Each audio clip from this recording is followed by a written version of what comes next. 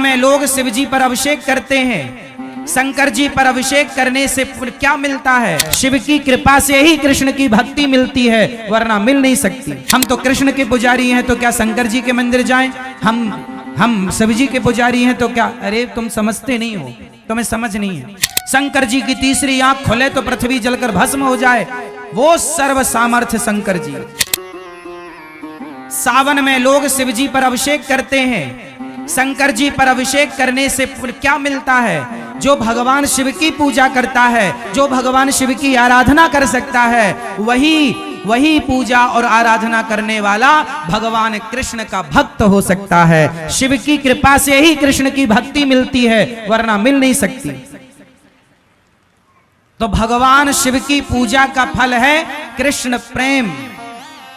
क्या? यदि किसी को कृष्ण से प्रेम हो गया, भगवान श्री कृष्ण की भक्ति मिल गई, तो उस पर भगवान शिव की विशेष, बिना शिव कृपा के आपको कृष्ण नहीं मिल सकते। तो आप लोगों ने खूब अभिषेक किया होगा, शंकर जी का खूब आराधना की होगी, तब जाके वृंदावन धाम प्राप्त हुआ है आप लोगों को। अब कृष्ण जब मिल गए तो फिर उनमें मन लगा लो, फिर यहां वहां ना मन हटाओ। कई लोग कहते हैं हम तो शिव जी के पुजारी हैं, हम तो कृष्ण के पुजारी हैं तो क्या शंकर जी के मंदिर जाएं? हम शिव जी के पुजारी हैं तो क्या? अरे तुम समझते नहीं हो, तुम्हें समझ नहीं है। शंकर जी के मंदिर जाओ और शंकर जी से कहो, हे भोलेनाथ, जितनी भक्ति आपके हृदय में है, जितना प्रेम आपके हृदय में है भगवान के प्रति, श्याम सुंदर के प्रति, राम के प्रति, उसका एक अंश भी आप कृपा करके दे दें। हे नाथ, मेरा भी मन भगवान श्री कृष्ण के चरणों में, श्री राधा रानी के चरणों में लग जाए। तो कृष्ण कौन है?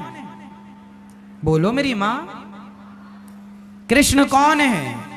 जिनके द्वार पर शंकर जी हाथ जोड़कर खड़े हैं। मैया, ओ यशोदा मैया, हाँ बाबा, अरे मैया बड़ी दूर से आयो हूं, एक बार अपने छोरा को दर्शन कराए दे। मैया बोली, बाबा रुक, वहीं बैठो रही हो।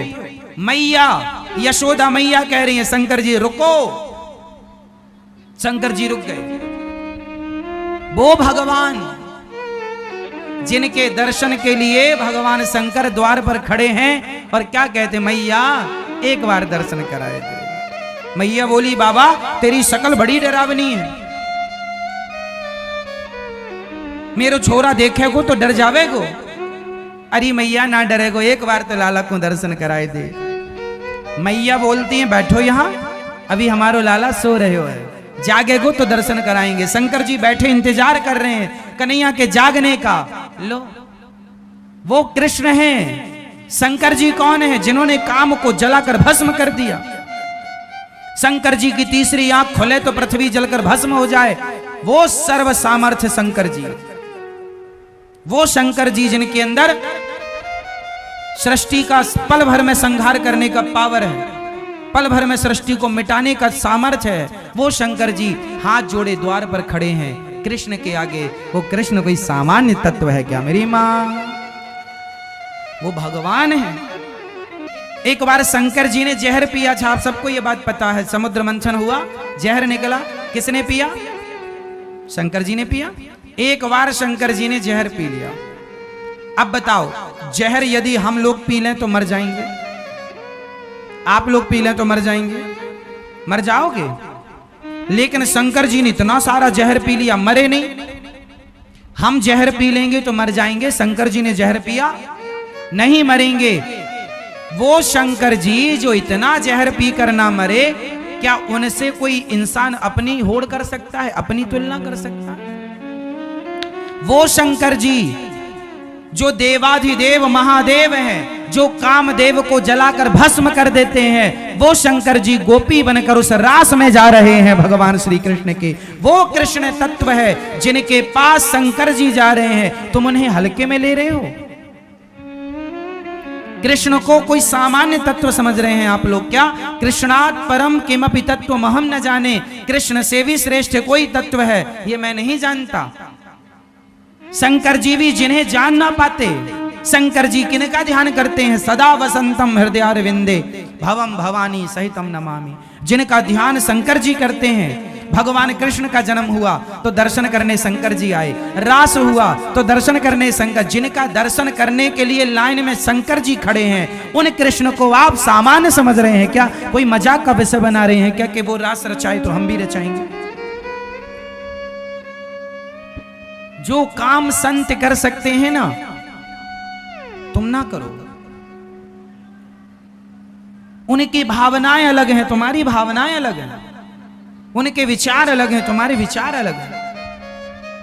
सबकी तुलना सबसे नहीं हो सकती मेरी मां।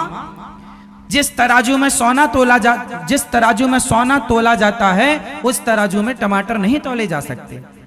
टमाटर, सब्जी, आलू तौलने की तराजू अलग होती है और सोना तौलने की तराजू अलग होती है।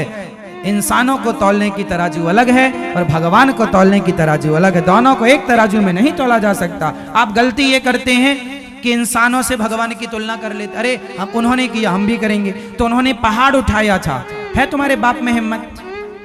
एक उंगली से उन्होंने इतना सा मुंह खोल के पूरा ब्रह्मांड दिखाया था, है तुम में हिम्मत? भगवान से कहा। आजकल का इंसान जब उसकी नादानी सुनते हैं ना, तो कई बार दया भी आती है मूर्खता पर, कई बार गुस्सा भी आती है कि बताओ भगवान के लिए लोग क्या क्या कहते हैं, जानते नहीं भगवान के बारे में, बोलते हैं। वो रास रचा रहे हैं, वो भक्तों पर कृपा कर रहे हैं। उस रास में शंकर जी भी सम्मिलित हो रहे हैं। पार्वती जी से कहते हैं जरा हमें भी आज श्रृंगार करो, जरा चूड़ी पहनाओ, जरा साड़ी पहनाओ, और लगा के बिंदिया पहन के साड़ी, चाल चले मतवाली। भगवान शंकर चल रहे हैं। जो नारद जी, बड़े बड़े ऋषि मुनि साधु संत, कौन नहीं उस रास में आया? स्वयं वशिष्ठ जी सामान्य हैं। वशिष्ठ जी के पास जितना पावर ब्रह्मा जी के पास है सृष्टि उत्पन्न करने का, जितना पावर भगवान श्री हरि के पास है, भगवान राम, भगवान कृष्ण के पास जितना पावर है, उतना पावर तप के बल पर श्री वशिष्ठ जी ने प्राप्त कर रखा है। वशिष्ठ जी चाहें तो एक अलग सृष्टि बना सकते हैं। वशिष्ठ जी इतने पावरफुल, अलग ब्रह्मा बना सकते हैं, अलग सृष्टि की रचना कर सकते हैं। एक बार विश्वामित्र जी ने कहा मैं भी कर सकता हूं। एक बार विश्वामित्र जी और वशिष्ठ जी में कहा सुनी हो गई। वशिष्ठ जी इतने पावरफुल थे तो विश्वामित्र जी को लगा मैं भी करूं। आपको पता नहीं होगा, एक बार विश्वामित्र जी ने तो नई सृष्टि प्रारंभ भी कर दी थी। नई सृष्टि, और वो नई सृष्टि क्या है जानते हो?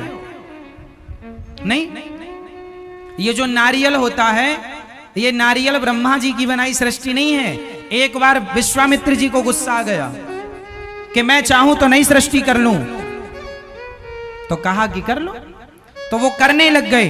तो उन्होंने, अब भाई सृष्टि के लिए आदमी लोग चाहिए, स्त्री पुरुष, तो उन्होंने पिंड बनाना शुरू किया। जिस पिंड से इंसानों का जन्म होता, तो सबसे पहले वो पिंड, जैसे चिड़िया पहले अंडा देती है, स्त्री और पुरुष के गर्भ में भी तो एक, ये समझो कि स्त्री का रज, पुरुष का तेज जाकर मिलता है तो एक कलल बनता है। उसी तरह सबसे पहले अंडा तैयार हुआ।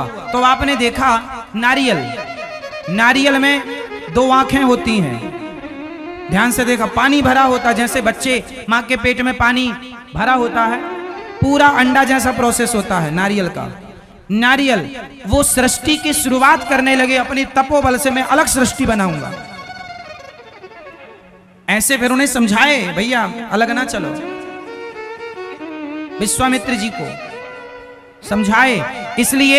इसलिए नारियल तोड़ने की परंपरा बनी कि नारियल भी एक जीव है, जैसे हम हैं ऐसे ही लगभग नारियल। इसलिए हमारे यहाँ पशुओं की बलि ना चढ़ा करके विश्वामित्र जी की सृष्टि के जो लोग थे, जो शुरुआत थी बाद में की नहीं गई, उस नारियल को तोड़ करके कहा गया कि हमारी तो यही बलि मान लो प्रभु, यदि आपको बलि चाहिए तो नारियल की बलि। इसलिए हमारे यहाँ बकरे की बलि नहीं चढ़ाई जाती, नारियल की बलि चढ़ाई जाती है, क्योंकि उस सृष्टि को मान्यता नहीं मिली गई। फालतू जाता तो उपयोग करो, चलो यही करो। तो वो भी इंसान की शुरुआत थी नारियल, वो ब्रह्मा जी की सृष्टि में नहीं आता नारियल। नारियल को प्रकट करने वाले विश्वामित्र जी हैं। विश्वामित्र जी तो कम पावरफुल हैं, वशिष्ठ जी तो इतने पावरफुल हैं जस की तस ये सृष्टि को मिटा के फिर बना सकते हैं। वशिष्ठ जी राम जी के गुरु वशिष्ठ जी, आज भी वशिष्ठ जी हैं। कश्यपोत्री वशिष्ठस्य विश्वामित्रोथ गौतमा जमदग्निर भरद्वाज, ये 7 सप्तर्षि होते हैं। सुना आप लोगों ने सुना? सप्तऋषि पुच्छल तारा देखा होगा, सप्तऋषियों को आकाश में देखा होगा, एक साथ रहते हैं। वो सप्तऋषि होते हैं। कौन कौन है उनमें? कश्यप, कश्यपोत्री अत्रि, कश्यपत्री, कश्यपोत्री वशिष्ठ, वशिष्ठ कश्यपोत्री वशिष्ठस्य, विश्वामित्र, विश्वामित्र भी उसमें है। कश्यप, कश्यपोत्री अत्रि अनुसुईया माँ के पति, कश्यपोत्री वशिष्ठस्य विश्वामित्रोथ गौतमा, गौतम ऋषि अहिल्या के पति, कश्यपोत्री वशिष्ठस्य विश्वामित्रोथ गौतमा जम, कश्यपोत्री वशिष्ठस्य विश्वामित्रोथ गौतमा जमदग्निर भरद्वाज। जमदग्नि मतलब परशुराम जी के पिता, जमदग्निर भरद्वाज, भरद्वाज जी।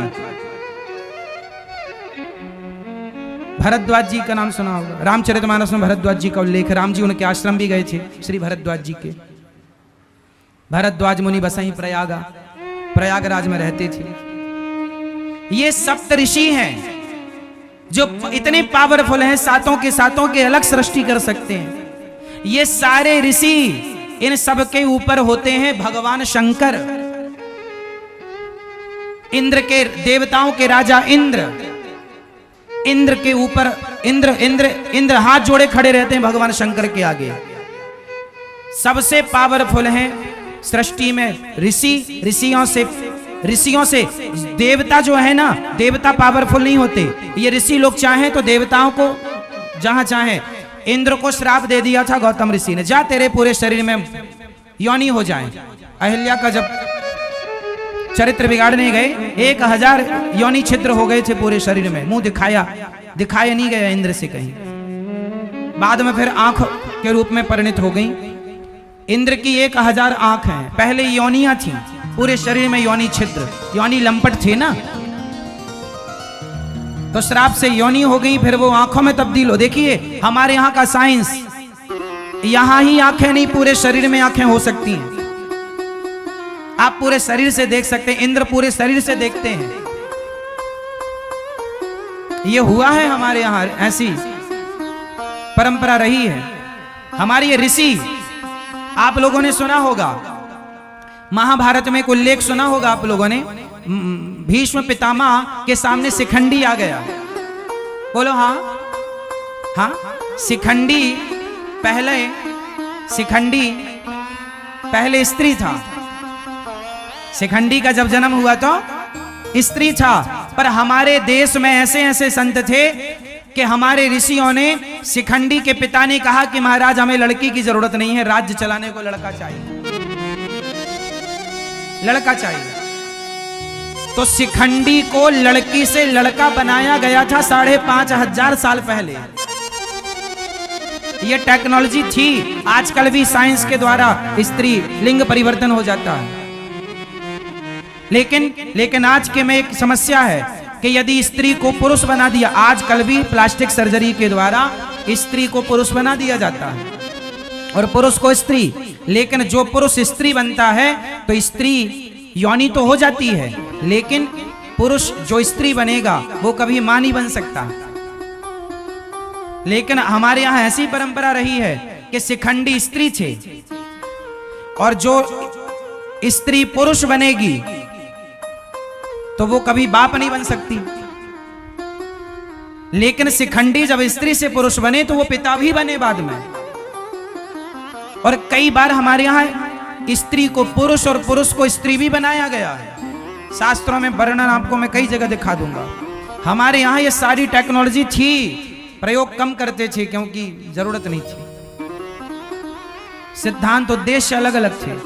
तो वो ऐसे ऐसे ऋषि मुनि जो सृष्टि बना सकते हैं, अलग सृष्टि कर सकते हैं। स्त्री को शिखंडी इसका उदाहरण है। महाभारत में कथा है इस बात की कि शिखंडी पहले स्त्री थे, बाद में पुरुष हो गए।